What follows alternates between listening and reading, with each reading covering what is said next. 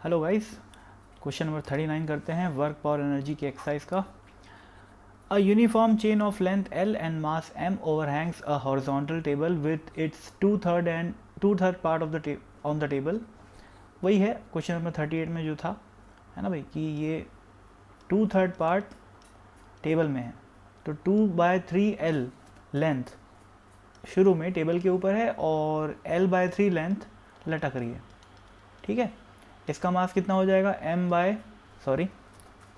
To M by three, है ना भाई। जिस रेशियो में लेंथ रहेंगी उसी रेशियो में मास भी रहेगा, क्योंकि यूनिफॉर्म चेन है।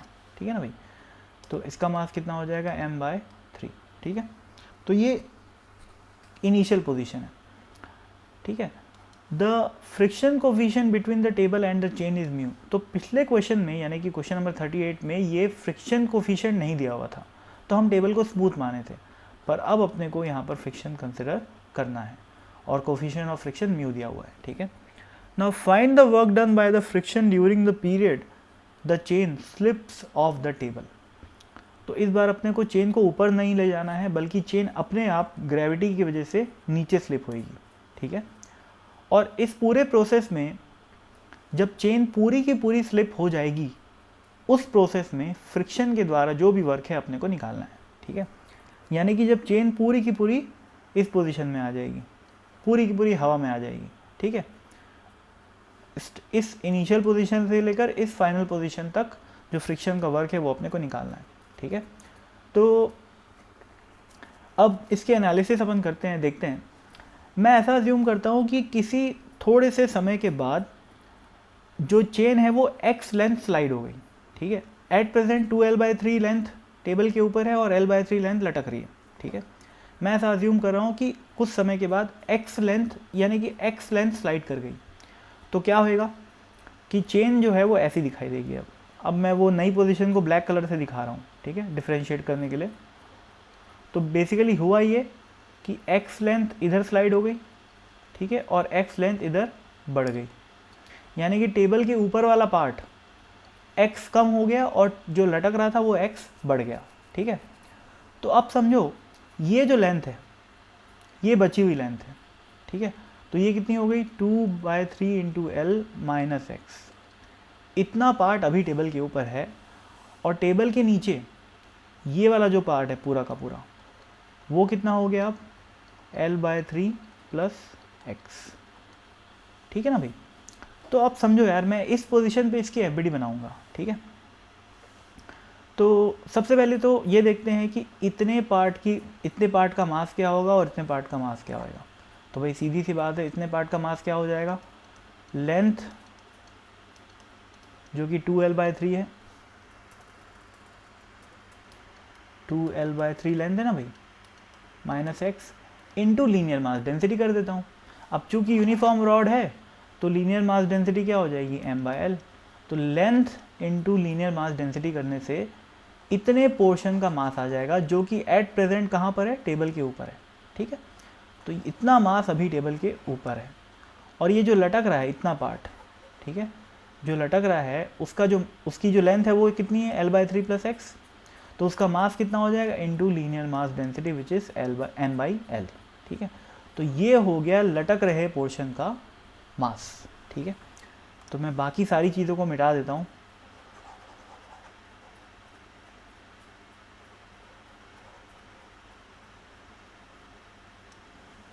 ठीक है, बाकी सबको मिटा दिया और मेरे को ये पता है कि इस पोर्शन का जो मास है वो ये है और इस पोर्शन का मास जो है वो ये है।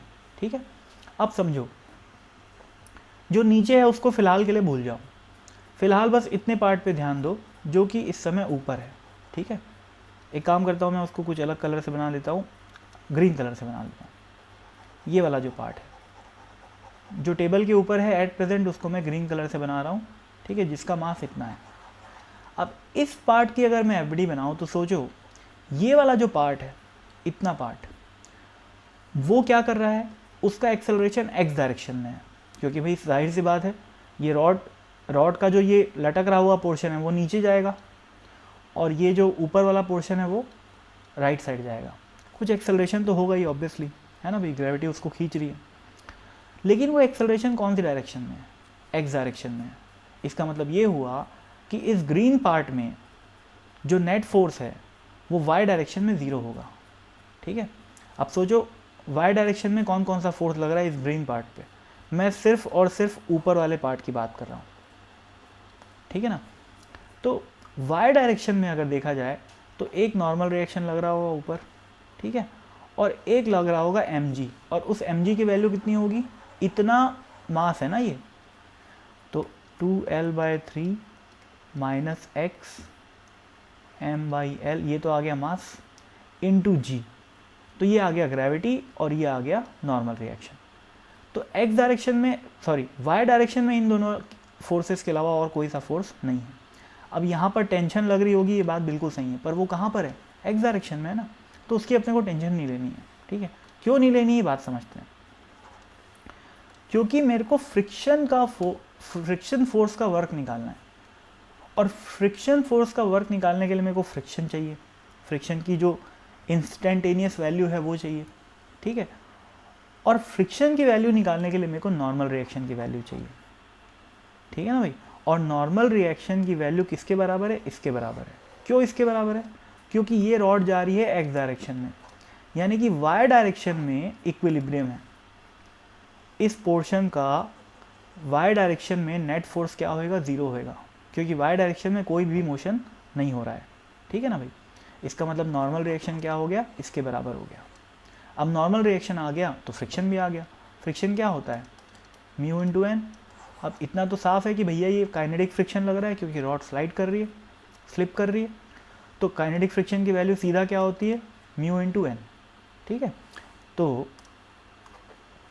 अब नॉर्मल रिएक्शन की वैल्यू अपने को पता चल गई है ना।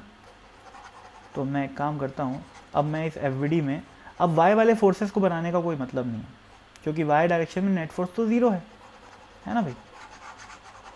इन सबको मिटाया जाए और एक बार फिर से रॉड के ऊपर वाले फोर्स का डायग्राम, ऊपर वाले पार्ट का डायग्राम बनाया जाए। ये रहा वो पार्ट, और जब ये राइट साइड स्लाइड कर रही है उस समय इस पर फ्रिक्शन लग रहा है पीछे की तरफ, जिसकी वैल्यू है म्यू इंटू एन, यानी कि F is equal to mu into N, और n की वैल्यू क्या थी, 2l/3 minus x into m/l into G, ठीक है भाई। इतना फ्रिक्शन लग रहा है पीछे की डायरेक्शन में, ठीक है, और इसी फ्रिक्शन का वर्क निकालना है, ठीक है। अब मैं क्या बोला था कि एट प्रेजेंट ये x डिस्टेंस स्लाइड कर चुकी है, ठीक है, तो ये किसी भी टाइम t की कहानी है, ठीक है। अब ऐसा मैं अज्यूम करता हूँ कि छोटे से dt टाइम में इस रॉड का छोटा सा डिस्प्लेसमेंट और हो गया, ठीक है। तो ये रॉड नहीं, सॉरी, ये जो चेन का ऊपर वाला पार्ट है वो थोड़ी सी और स्लाइड कर गई, ठीक है। तो ऐसा मान लेते हैं कि चेन आ गई अब यहाँ पे, अब इतना ही पार्ट बच गया ऊपर, ये ब्लैक वाला पार्ट, इसका मतलब इतना डिस्प्लेसमेंट और हो गया, ठीक है। तो डिस्प्लेसमेंट कहाँ पर है भाई, dx राइट डायरेक्शन में, और ये जो फ्रिक्शन फोर्स लग रहा है वो कहाँ लग रहा है, इतना लेफ्ट डायरेक्शन में। तो जो इस छोटे से dt टाइम में जो फ्रिक्शन वर्क किया वो कितना किया, this work of friction will be denoted by dw, क्योंकि छोटा सा टाइम है, छोटा सा डिस्प्लेसमेंट है, तो वर्क भी छोटा सा होगा, ठीक है। तो dw will be what, fs cos 180 degree, क्योंकि भैया डिस्प्लेसमेंट है राइट साइड में, फोर्स है लेफ्ट साइड में, तो फोर्स और डिस्प्लेसमेंट के बीच का एंगल कितना है, 180 डिग्री, ठीक है। तो f यानी कि mu 2l/3 minus x into m/l g, ये आ गया force, friction force, into d x, ये आ गया डिस्प्लेसमेंट, इंटू -1, ठीक है ना भाई। तो ये छोटा सा वर्क आ गया छोटे से डिस्प्लेसमेंट के दौरान, ठीक है। अब सोचो इस वर्क को अगर मैं इंटीग्रेट कर दूं तो total work done by friction आ जाएगा, ख़त्म खेल। अब लिमिट्स क्या क्या रखोगे भाई, लिमिट्स रखोगे कि x इज इक्वल टू 0 से लेकर x is equal to 2l/3, क्योंकि इनिशियली कितना पोर्शन रॉड का टेबल के ऊपर था, 2l/3, तो टोटल कितना स्लाइड करना है रॉड को, 2l/3, तो लिमिट्स रखोगे 0 से लेकर 2l/3 तक, ठीक है ना भाई। तो इसको इंटीग्रेट कर लेते हैं, अब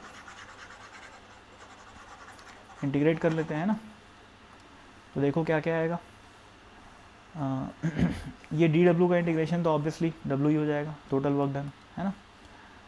अब देखो क्या क्या बन रहा है, ये बन जाएगा mu into 2L/3 into mg/L into dx, है ना, और इंटीग्रेशन का साइन और एक -1 का साइन, ठीक है, प्लस अब ये माइनस साइन और ये माइनस साइन प्लस बन जाएगा, ठीक है, तो plus integral mu into x m/L into g into d x. कुछ नहीं किया हूँ मैं, बेसिकली इस ब्रैकेट को ओपन कर दिया हूँ, ठीक है ना, और इसके साथ इसको इंटू कर दिया हूँ, फिर इसके साथ इसको इंटू कर दिया हूँ और दो टर्म लिख दिया हूँ, ठीक है।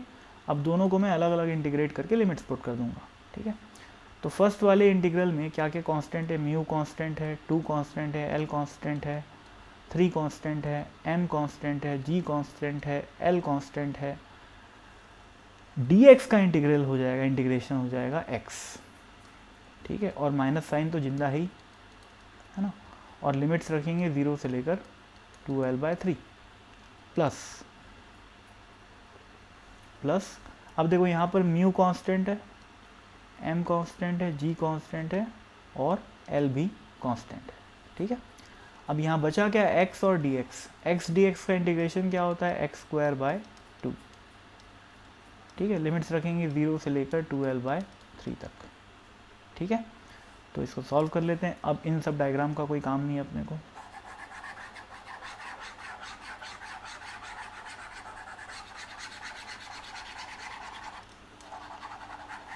ये सब मिटा देते हैं, ठीक है। अब प्योर मैथ्स बाकी है, चाहो तो अभी के अभी वीडियो पॉज कर लो और खुद ही सॉल्व, मतलब वीडियो ख़त्म कर लो और खुद ही सॉल्व कर लो, बट चाहो तो देख भी सकते हो, है ना। तो देखो क्या क्या बचेगा, ये L से L तो गया और बचा 2/3 म्यू mg, है ना, और x है, माइनस साइन को मैं यहाँ पुट कर देता हूँ, x में लिमिट्स रखा 2L/3 से 0 तक, तो आ जाएगा 2L/3, okay, plus mu mg/L, x²/2 है, 2 को बाहर निकाल लिया, x² में लिमिट्स रखूँगा 2L/3 से 0 तक, तो क्या आएगा 4L²/9, ठीक है। ये L से एक L गया, है ना। अब यहाँ पर म्यू mg/L कॉमन है तो बाहर निकाल लेते हैं, म्यू mg/L, अंदर क्या बचा माइनस, ये 2/3 और 2/3 कितना बचा, -4/9, प्लस ये कितना है भाई 2 और ये 4, 2 है ना, तो ये 2/9 आ गया, तो ये क्या बन गया भैया, -2/9 mu into M into g into L. तो ये हो गया अपना वर्क डन बाय फ्रिक्शन, ठीक है भाई। तो यहाँ पर आपको समझना ये है कि नॉर्मल रिएक्शन वेरिएबल है, इस क्वेश्चन में नॉर्मल रिएक्शन वेरिएबल है तो फ्रिक्शन भी वेरिएबल है, तो फ्रिक्शन का वर्क कैसे आएगा, इंटीग्रेशन के थ्रू, ठीक है, और यही मैं यहाँ पर किया हूँ। तो प्योर मैथ से कोई खास बात नहीं है ना। तो आई होप भले ही वीडियो ये लंबा था थोड़ा, पर आपको समझ में ज़रूर आया होगा, है ना, और यही अपना गोल है कि आपको समझ में आए। तो thank you so much for listening and watching this video, so bye.